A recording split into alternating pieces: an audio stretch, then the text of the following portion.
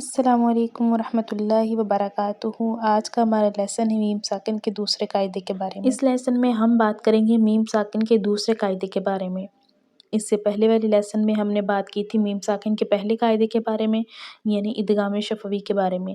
اب بات کریں گے اخفاء شفوی۔ تو اخفاء کا کیا مطلب ہے؟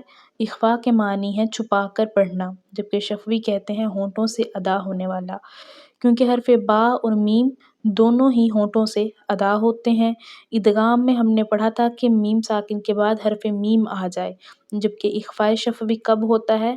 یہ تب ہوتا ہے کہ جب میم ساکن کے بعد حرف با آ جاتا ہے، تو پھر میم کو اخفاء یعنی کہ چھپا کر پڑھا جاتا ہے، اور گنہ یعنی کہ ناک کی آواز کے ساتھ اس کو پڑھا جاتا ہے، یعنی کہ آواز اس کی ناک کے بانسے سے ادا ہوتی ہے۔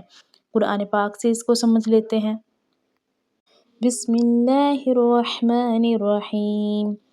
یعلم بأن اللہ۔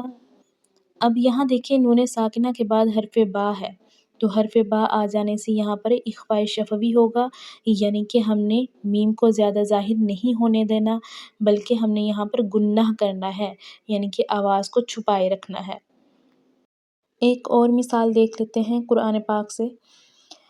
فَاحْكُم بَيْنَ النَّاسِ۔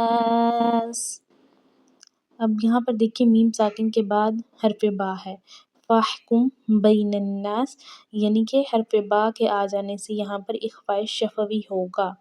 آواز جو ہے ہم نے چھپائے رکھنی ہے میم کی، ہم نے میم کو زیادہ ظاہر نہیں ہونے دینا، جیسے کہ فَاحْكُم بَيْنَ النَّاسِ، یوں اس طرح سے اخفاء شفوی کی ادائیگی ہوتی ہے۔